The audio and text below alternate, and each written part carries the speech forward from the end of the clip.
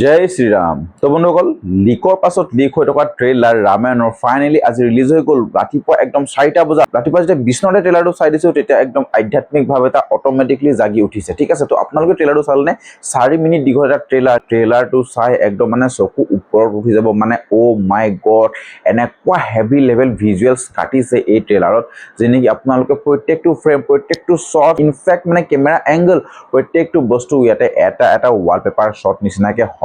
ৰাৱণৰ দ্বাৰা যি মানে ট্ৰেইলাৰৰ আৰম্ভণি হয় আৰু শেষ হয়, মানিব লাগিব। কিন্তু ডাইৰেক্টৰৰ যিটো ভিজন, সেই বস্তুটো ভালদৰে দেখাব গৈছে। আমিতো ৰামায়ণৰ গোটেই কাহিনী জানোৱেই, কিন্তু ৰামায়ণক কেনেকে ধৰণে প্ৰেজেণ্ট কৰিব, আমাৰ যিটো হিষ্ট্ৰী, আমাৰ যিটো গৌৰৱ, সেই বস্তু কেনেকে এটা ডাঙৰ পৰ্দাত, সোণালী পৰ্দাত আমি দেখিবলৈ পাম, কোনটো ডাইৰেকশ্যনত চিনেমাখনত নিব, সেই বস্তুটো আটাইতকৈ বেছি গুৰুত্বপূৰ্ণ হ'ব ৰামায়ণ চিনেমাখনৰ পৰা। কাৰণ ইয়াৰ আগতে আদি পুৰুষখন বনাইছিলে ৰামায়ণ হিচাপে, আৰু দেখিছিলোঁ সেইখন কিমান ডাঙৰ এটা বকৱাছ মুভি হৈছিলে, যি নেকি একদম মানে কাৰ্টুন টাইপ লাগিছিলে। ঠিক আছে, কিন্তু এই ৰামায়ণখনত কিন্তু বহুত বেছি পটেঞ্চিয়েল আছে, যি নেকি আমাৰ ইণ্ডিয়ান হিষ্ট্ৰীটো একদম মানে সোণালী পৰ্দাত ৰোল কৰিব পৰা। আমি সৰুতে দেখিছিলোঁ ন ৰামায়ণ সাগৰৰ ৰামায়ণ, যি নেকি স্কুলৰ পৰা দৌৰি গৈ গধূলি একদম বহি পেলাই ধুনীয়াকৈ ৰামায়ণ চাইছিলোঁ। তাৰ পাছত মই চাইছিলোঁ জিঅ' হটষ্টাৰত অহা এখন ৰামায়ণ, যি নেকি চিয়াকে ৰাম।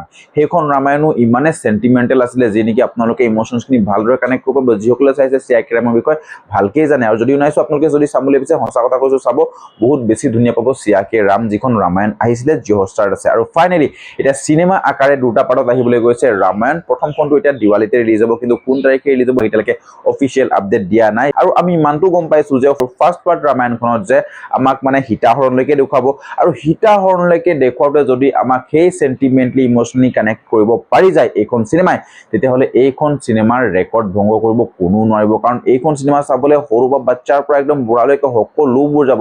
তো ভাবক এইখন চিনেমাৰ বক্স অফিচ কালেকশ্যন কেনেকুৱা হ'ব পাৰে, আৰু টিকেট প্ৰাইজো হাই হ'ব। তো এইখন চিনেমাৰ বক্স অফিচে ধুৰন্ধৰ নিচিনা চিনেমাকো ধুৰন্ধৰ কৰি দিব, সেইটো সঁচা কথা কৈছোঁ। খালি ইয়াত মোৰ দুটামান বস্তুৰ ওপৰত মানে ডাউট হৈছে, যে য়াশক এজ এ ৰাৱণ বহুত বেছি বঢ়িয়া লাগিছে। তেখেতৰ বডি লেংগুৱেজ, তেখেতৰ যিটো ফ্ৰেম, তেখেতৰ যিটো প্ৰেজেণ্টেশ্যন, বহুত বেছি মজা লাগিছিলে। কাৰণ ৰাৱণ যিহেতু এটা শক্তিশালী ৰজা, আৰু তেখেতক তেনেকৈ ধৰণে প্ৰেজেণ্ট কৰিব, কাৰণ ৰামায়ণত আমি ৰাৱণৰ বিষয়ে তেনেকেই পঢ়িছোঁ বা তেনেকেই জানিছোঁ। ঠিক আছে, কিন্তু ৰাৱণে যেতিয়া ডায়লগটো কৰে, তেতিয়া মানে সেই চিনবোৰৰ লগত, ফ্ৰেমবোৰৰ লগত, যিটো ডায়লগৰ যিটো গধুৰত্ব, প্ৰেছাৰ টাইপ, মানে এটা গধুৰ ভাইবছ আহিব লাগিছিলে, সেই বস্তুটো কিন্তু মোৰ পাৰ্চনেলি ফিল হোৱা নাই। আপোনালোকৰ কেনেকুৱা হৈছে জনাবলৈ একদম নাপাহৰিব, বাট মোৰ পাৰ্চনেলি এই বস্তুটো মানে ফিল হোৱা নাই। আৰু সেম একেই বস্তু হৈছে সাই পল্লৱীৰ লগত। সাই পল্লৱীৰ এক্টিং ধুনীয়া হৈছে, কাষ্টিউম ডিজাইন ধুনীয়া, এটা কেৰেক্টাৰটো সাই পল্লৱীক বহুত বেছি গৰ্জিয়াছ লাগিছে, ধুনীয়া লাগিছে। কিন্তু যেতিয়া ডায়লগ কয়, তেতিয়া মানে অকণমান তেখেতৰ নিজৰ যিটো ভাষাৰ আহি যায়, কাৰণ তেখেতে হিন্দী নাজানো বুলি এটা ইণ্টাৰভিউত কৈছিলে। তো অকণমান মিক্স আপ কিবা এটা লাগে, যেন মানে সেই ডায়লগবোৰ মিলা নাই।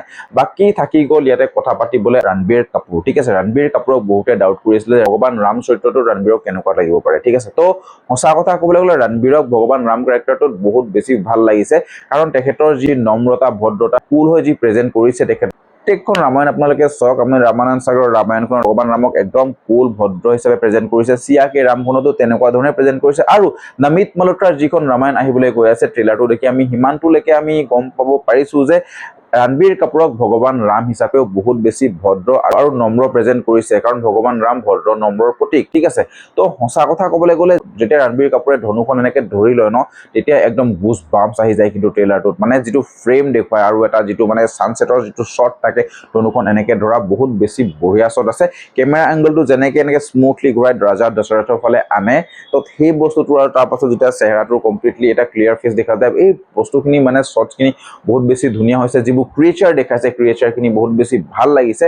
আগত অহা যিটো টিজাৰ আছিলে ৰামায়ণৰ, তাতকে বহুত বেছি ইম্প্ৰুভ কৰিছে। আৰু সঁচা কথা ক'বলৈ গ'লে BGM, অ' মাই গড, ফাৰ্ষ্ট শ্বটটোতে যেতিয়া লৰ্ড ৰাৱণে মানে যেতিয়া খোজকাঢ়ি অকলশৰীয়াকৈ আহে এখন চাদৰ লৈ পেলাই, তাৰ পাছত এক গোৰ মাৰি যি এখন ডাঙৰ দৰ্জা একদম ভাঙি দিয়ে, তাৰ পাছত তেখেতৰ যিটো ফাইট চিন হয়, ফাইট চিন হোৱাৰ পাছত তেখেতৰ যিটো মানে ৰাজ পোছাক দেখুওৱা যায়, বহুত বেছি মজা লাগে। সেইখিনি ক্লিপছ য'ত নেকি তেখেতে কোৱা যায় পাতাল লোক, পৃথিৱী লোক আৰু স্বৰ্গলোক প্ৰত্যেকতেই তেখেতে মানে ৰজা। তেনেকুৱা এটা ফ্ৰেমত যেতিয়া 4 মিনিট ট্ৰেইলাৰটো পাৰ হৈ যায়, আমি একো ধৰিবই নোৱাৰোঁ। আৰু চবতছে বেছি ইম্পৰ্টেণ্ট ডাঙৰ ৰোল হ'ব ইয়াতে কেকেই কেৰেক্টাৰটো, কাৰণ কেকেই কেৰেক্টাৰটো গম পাওঁ যে কিমান চেণ্টিমেণ্ট সেন্টিমেন্ট আৰু ইমোশনছ ভৰি আছে যে নেকি ভগৱান ৰামক 14 বছৰ বনবাসৰ কাৰণে পঠিয়াবলৈ অকণমানো কুণ্ঠাবোধ নকৰে। কাষ্ট হিচাপেতো একদম দামদাৰ কাষ্ট হৈছে। বিবেক অবেৰয়কো আমি দেখিছো বিদ্যুৎ জিৱা হিচাপে কেৰেক্টাৰটো লৈছে আৰু আমি বিভীষণকো দেখিছো। ট্ৰেইলাৰটোত গোটেই শেষ হৈ যোৱা বস্তু মিছ কৰিলো একদম ভগৱান হনুমানক মানে যি নেকি ছানী দেওল হিচাপে আছে আমি জানো, কিন্তু তেখেতৰ দুটামান যদি শ্বৰ্ট দেখুৱাই দিয়া হ'লে বহুত বেছি ভাল লাগিলেহেঁতেন।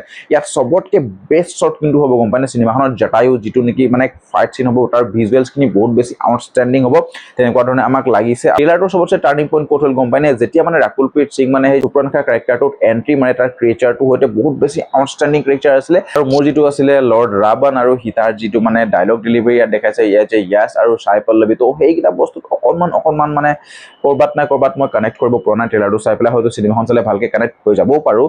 তো নাজানো আৰু কি হয়, বহুত বেছি জাজ কৰিব এতিয়াও নোৱাৰো, জাজ কৰিব লগা মই যোগ্যও নহয় ৰামায়ণক। তো সঁচা কথা ক'বলৈ গ'লে ট্ৰেইলাৰটো মোৰ ভাল লাগিছে। একদম দুবাৰ তিনিবাৰ চালেও হেঁপাহ নপলোৱা এটা ট্ৰেইলাৰ যি নেকি বহুত বেছি ফাষ্ট কাটিছে।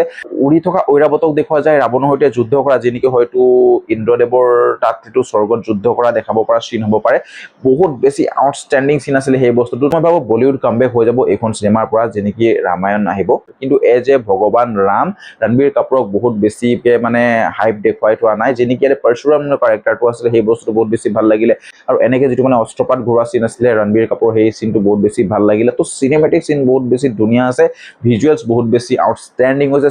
চিনেমেটোগ্ৰাফি টপ নচ একদম, camera angle, camera works, visuals, graphics, creature, মোৰ মতেতো সেইখিনি বস্তু বহুত বেছি ভাল পাইছো। আৰু যদি এইখিনি বস্তুকে যেতিয়া সোণালী পৰ্দাত চাবলৈ পাম তেতিয়া ভাবক কেনেকুৱা ধৰণৰ এটা ফিল হ'ব, গোটেই গুজ বাম্পছ আহি যাব। তো ভিডিঅ'টো কেনেকুৱা পালে জনাবলৈ একদম নাপাহৰিব, আৰু ভাল পালে লাইক কমেণ্ট শ্বেয়াৰ আৰু ছাবস্ক্ৰাইব কৰিব। তো লগ পাইছো নেক্সট ভিডিঅ'ত। স্পাইডাৰমেন আহি আছে, স্পাইডাৰমেনৰ ৰিভিউত আজিতো স্পাইডাৰমেনো চাব লাগিব, তাৰো ৰিভিউ দিম। তো লগ পাইছো নেক্সট ভিডিঅ'ত, আজিলে বাই বাই।